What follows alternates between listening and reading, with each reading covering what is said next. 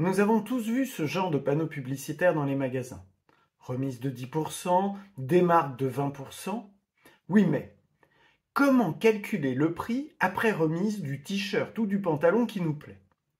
Comment calculer la remise ou l'augmentation qui a été appliquée lorsqu'on connaît le prix initial et le prix final? Et surtout savoir si c'est vraiment une bonne affaire qui nous est proposée. C'est ce que je vais vous expliquer dans cette vidéo. Au préalable, si vous n'êtes pas complètement à l'aise avec les notions de proportion et de pourcentage, regardez ma vidéo sur ces sujets. Commençons tout de suite par le taux d'évolution et le coefficient multiplicateur. Partons d'un calcul de diminution comme vous l'avez appris en troisième. Cela va me permettre de vous rappeler la méthode et de définir les nouveaux termes dont nous avons besoin. Un t-shirt est vendu 30 €. Le magasin applique une remise de 15%.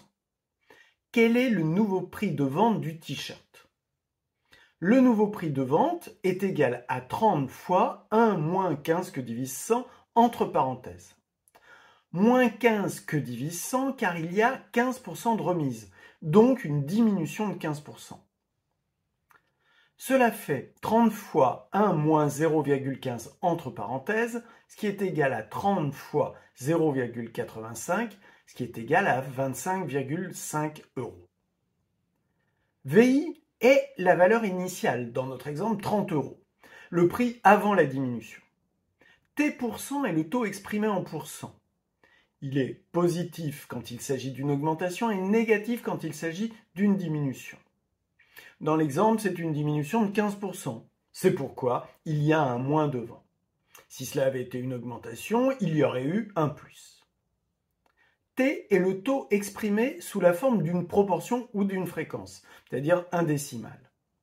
C'est le taux en pourcent divisé par 100 qui a pour résultat un nombre décimal, moins 0,15 dans l'exemple. Comme le taux en pourcent, le taux est positif quand il y a une augmentation et négatif quand il y a une diminution. Cm est le coefficient multiplicateur.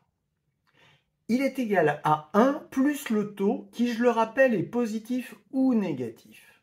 Dans notre exemple, cela fait 1 moins 0,15, soit 0,85. On multiplie la valeur initiale par le coefficient multiplicateur pour obtenir la valeur finale qui, elle, est notée VF. Le prix de vente est de 25,5 €.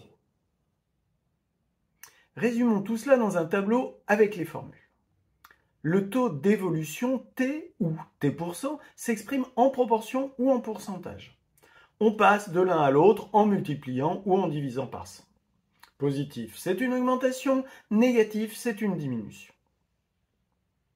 Le coefficient multiplicateur Cm est égal à 1 plus le taux en proportion.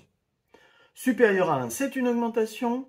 Inférieur à 1, c'est une diminution. La valeur finale VF est le produit du coefficient multiplicateur par la valeur initiale VI. Il peut sembler y avoir beaucoup de formules, mais toutes se déduisent du calcul d'une augmentation ou d'une diminution avec un pourcentage, comme vous l'avez appris en troisième.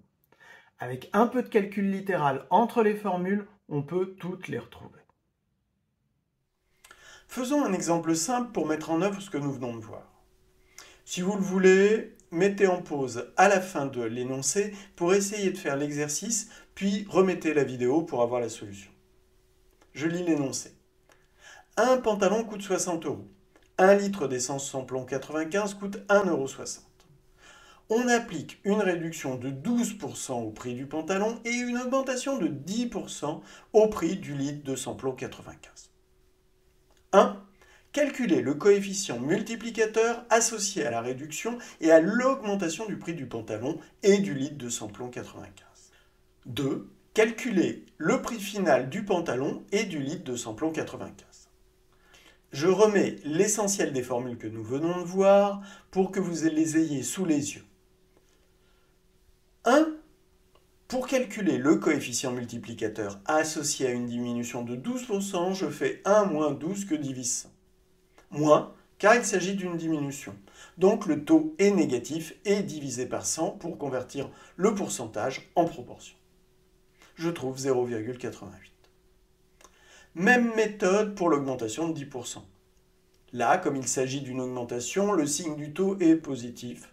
Je trouve 1,1. 2. Pour calculer la valeur finale, je multiplie la valeur initiale par le coefficient multiplicateur. Pour le pantalon d'une valeur initiale de 60 €, le coefficient multiplicateur associé à la diminution de 12% est de 0,88. Je multiplie les deux valeurs et j'obtiens la valeur finale, soit 52,80 €. Je fais le même calcul avec le coefficient multiplicateur de 1,1 associé à l'augmentation de 10% pour le litre de samplon 95 et je trouve 1,76 €. Le taux d'évolution réciproque appliqué à la valeur finale permet de revenir à la valeur initiale. Il est noté T'. T' égale VI que divise VF moins 1. Le coefficient multiplicateur associé à T' est noté Cm'. Cm' égale 1 plus T'. Il est aussi égal à VI que divise VF et aussi égal à 1 que divise Cm, l'inverse de Cm. En multipliant la valeur finale par Cm', j'obtiens la valeur initiale VI. Prenons un exemple. Je lis l'énoncé. Un t-shirt initialement vendu à 30 € est vendu 25,5 € après une remise de 15%. Calculez le taux d'évolution réciproque en pourcent arrondi au dixième à appliquer à son prix de vente pour revenir à son prix de vente initial de 30 €. Si vous voulez faire pause pour le résoudre avant la solution, c'est le moment. J'applique les formules que nous venons de voir et je trouve T' égale 30 que divise 25,5 moins 1, ce qui est environ égal à 0,1764. Pour le convertir en pourcent, je le multiplie par 100 et j'obtiens T égale 17,6% arrondi au dixième. Vous remarquerez que pour passer de 30 € à 25,5 €, j'ai appliqué une diminution de 15%. Et que pour faire l'inverse et donc passer de 25,5 € à 30 €, j'ai dû appliquer une augmentation de 17,6%. Donc, attention. Contrairement à ce que l'on pourrait intuitivement penser, le taux d'évolution réciproque n'est pas le taux d'évolution dont on aurait inversé le signe. Je vous remets les formules que nous venons de voir dans cette vidéo. Comme je vous l'ai déjà dit, ne vous laissez pas impressionner par leur nombre.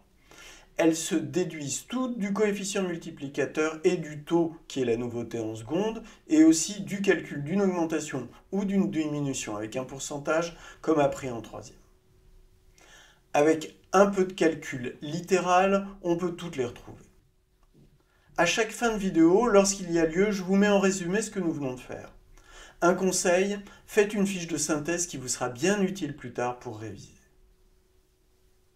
Voilà, je vous dis à bientôt pour une nouvelle vidéo de maths avec Femto.